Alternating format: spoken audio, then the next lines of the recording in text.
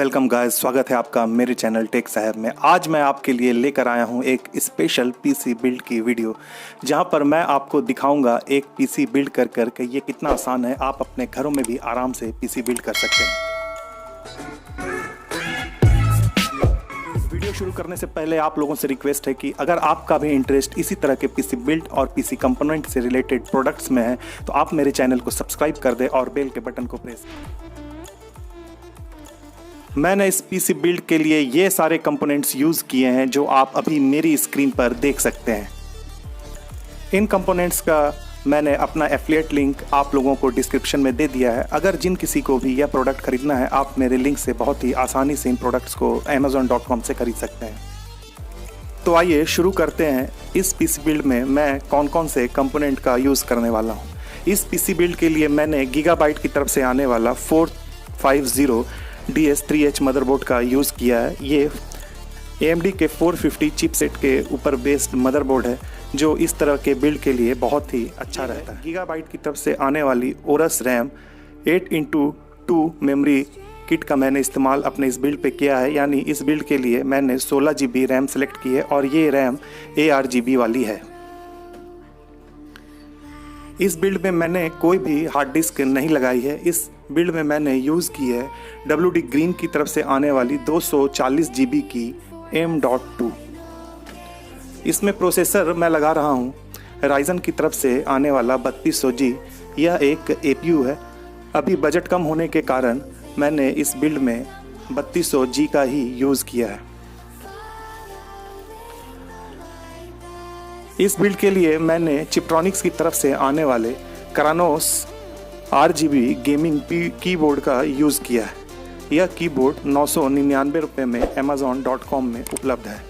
और सबसे पीछे इस बिल्ड के लिए मैंने चिपट्रॉनिक्स की तरफ से आने वाले HX2000 कैबिनेट का यूज़ किया है, जिसमें प्री इंस्टॉल्ड 2 आगे की तरफ ARGB फ़ैन और एक पीछे की तरफ ARGB फ़ैन रहता है और सामने ये 2 इसमें ARGB की स्ट्रिप्स प्री इंस्टॉल्ड है।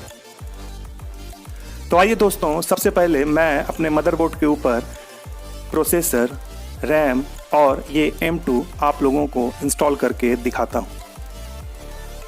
दोस्तों, ये गीगाबाइट की तरफ से आने वाला B450 DS3H मदरबोर्ड है। ये इसका AM4 सॉकेट है और ये इसका लीवर है।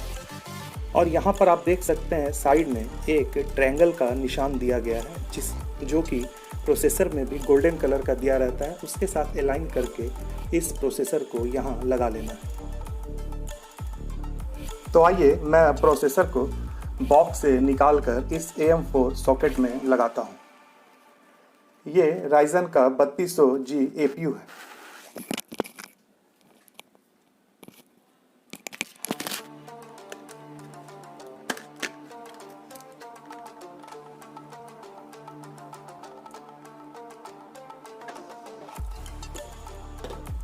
अब मैं इसके लीवर को खोल रहा हूँ।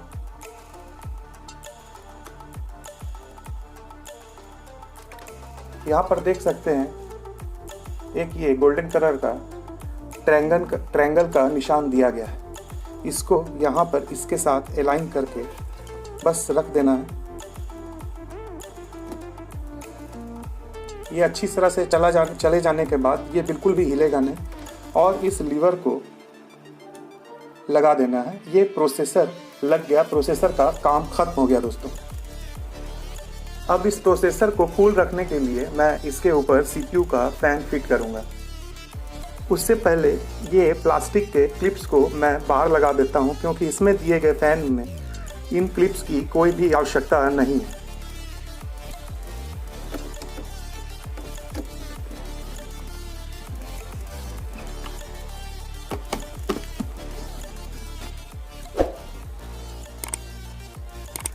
जैसा कि आप देख सकते हैं, मैंने इन क्लिप्स को मदरबोर्ड से निकाल लिया है।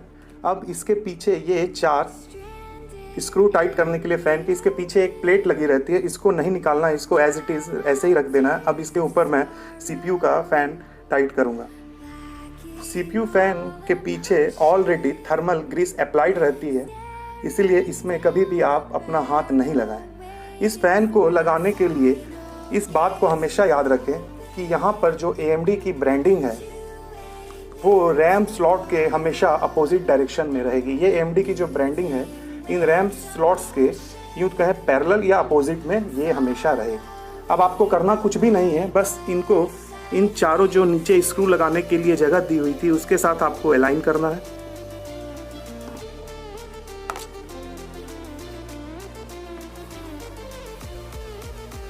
अलाइन करने के बाद किसी एक स्क्रू को पहले आप टाइट कर लें, वो भी 50%।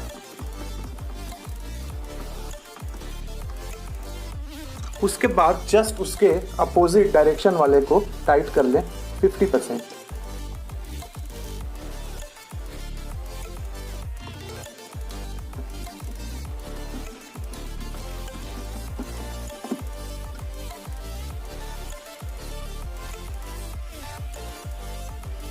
उसके बाद इसको, उसके बाद इसको, और फिर बाद में चारों को 100% तक टाइट कर लें।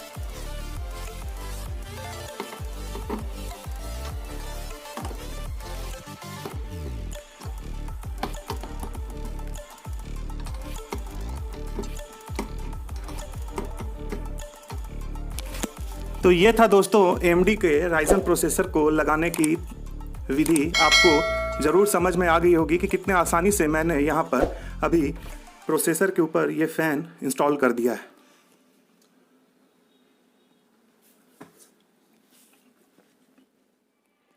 आइए दोस्तों, अब इस मदरबोर्ड में हम रैम इंस्टॉल करते हैं।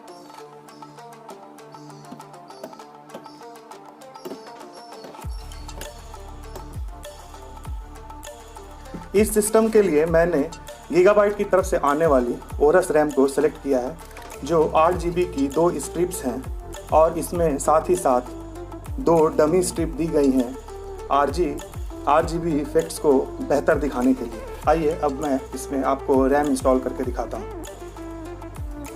इस मदरबोर्ड में रैम के लिए 4 स्लॉट दिए गए हैं, जैसा कि आप देख सकते हैं। पहला ग्रे, दूसरा ब्लैक, तीसरा ग्रे और चौथा ब्लैक। सेम कलर के ये जो सॉकेट हैं उसमें आप रैम लगाने से ही वो ड्यूअल चैनल में वर्क करेंगे। इसके लिए मैं इसके दोनों ग्रे चैनल में मैं अपनी रैम फिट करूंगा और बाकी के दोनों ब्लैक में मैं डमी रैम को फिक्स करूंगा।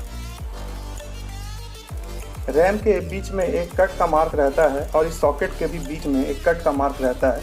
उसको अलाइन करके आपको उस सॉकेट में इसको प्रेस कर देना है, बस और कुछ भी नहीं करना है। बड़े आसानी से ये इसमें फिट हो जाएगी।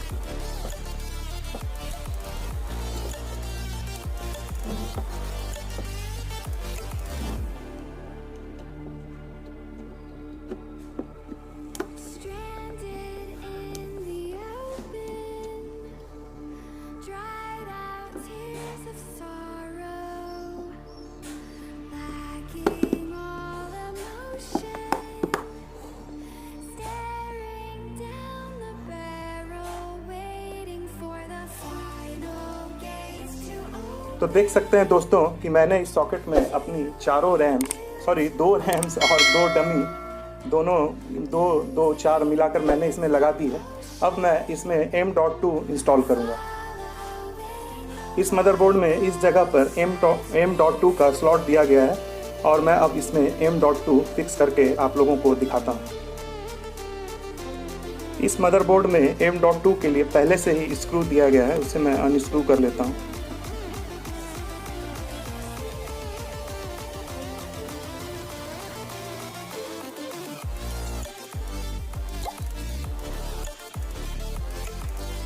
अब मैं WD की तरफ से आने वाली M.2 को इस स्लॉट में फिक्स करता हूँ।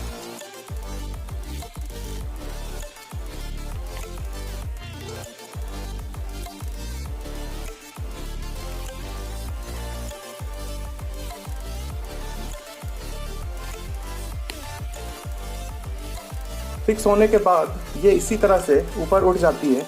अब इसको यहाँ पे स्क्रू की मदद से टाइट कर लेना।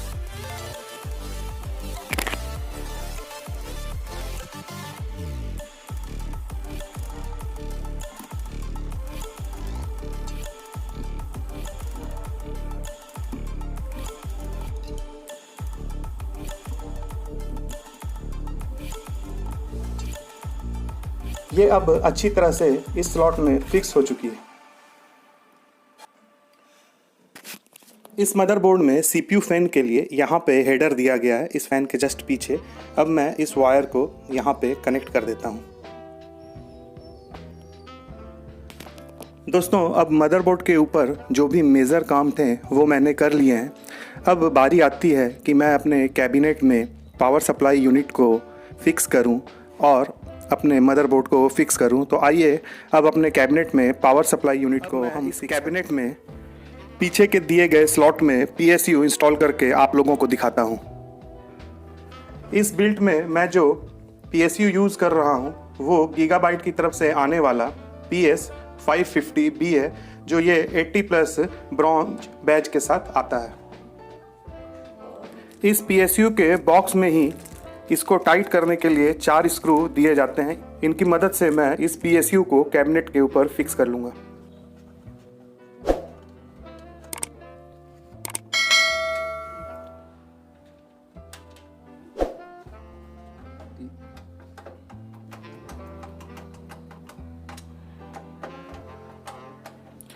पावर सप्लाई इंस्टॉल करने के बाद सबसे इम्पॉर्टेंट चीज़ रहती है कि कैबिनेट के पीछे इनपुट आउटपुट शील्ड को इंस्टॉल करना। बहुत सारे लोग इसको इंस्टॉल करना भूल जाते हैं, लेकिन दोस्तों PSU लगाने के बाद सबसे पहले आपको इसमें इंस्टॉल करना है। बस इसको कुछ करना नहीं है, बस यहाँ रख के हल्का सा प्रेस कर देने से ये ऑटोमेटिक अपनी जगह बना लेता है। जैसा कि आप देख सकते हैं कि मैंने इनपुट शील्ड यहाँ पे फिक्स कर दी है। अब बारी आती है कि कैबिनेट में अपने प्यारे मदरबोर्ड को फिक्स किया जाए। मदरबोर्ड फिक्स करने के लिए मदरबोर्ड के ऊपर स्क्रू के लिए बहुत सारे वेंट रहते हैं। आप उसके हिसाब से अपने कैबिनेट में ये स्टैंड ऑफ पहले ही लगा लेंगे, जैसा कि मैंने अपने मदरबोर्ड के लिए पहले से ही स्टैंड ऑफ लगा लिए हैं। अब मैं अपने मदरबोर्ड को इनपुट आउटपुट शील्ड के अलाइन करके अच्छे से इसको स्क्रू कर देता हूँ।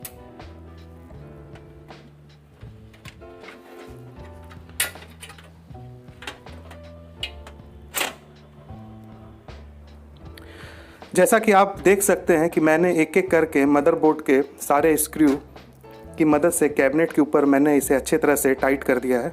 अब बारी आती है कि मदरबोर्ड के 24 पिन इनपुट के सॉकेट में पावर सप्लाई देने की, और ये प्रोसेसर के 8 पिन के सॉकेट में पावर सप्लाई का कनेक्शन देख सकते हैं। दोस्तों, यहाँ पर मैंने 24 पिन के सॉकेट को कनेक्ट किया। ये CPU के लिए मैंने 8 पिन के सॉकेट को यहाँ कनेक्ट किया।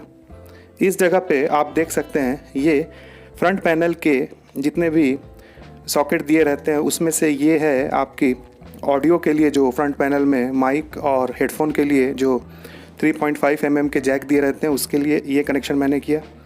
ये जो मोटी सी केबल आप देख रहे हैं ये 3.0 USB के लिए है, और ये फ्रंट USB के लिए ये केबल को मैंने कनेक्ट किया।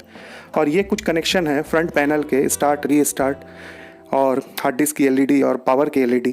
तो यही कनेक्शन था दोस्तों। आइए अब इसको हम स्टार्ट करके देखते हैं कि ये स्टार्ट होता है या नहीं। अब मैं इसके पावर बटन को प्रेस कर रहा हूँ। ये देखिए दोस्तों, हमारी मेहनत सफल हुई और जो हमने सिस्टम बिल्ड किया था वो रन होने लगा है। अब देखना है कि डिस्प्ले आता है कि नहीं। और यहाँ पर आप देख सकते हैं दोस्तों कि यहाँ पर बूट के लिए इन्होंने ऑप्शन दे दिया है, यानी जो हमने सिस्टम बनाया है वो बिल्कुल परफेक्टली काम कर रहा है। आइए दोस्तों, अब इस कैबिनेट की RGB के कुछ आपको मैं दृश्य दिखाता हूँ। ये है इस कैबिनेट का फ्रंट लुक, जिसमें कि 2 RGB स्ट्रिप और 2 ARGB के फ़ैन लगे हैं। ये कलर चेंज करने के लिए ये सारे ऑप्शंस हैं। एक पैटर्न ये है, दूसरा पैटर्न ये, तीसरा, चौथा, पांचवा,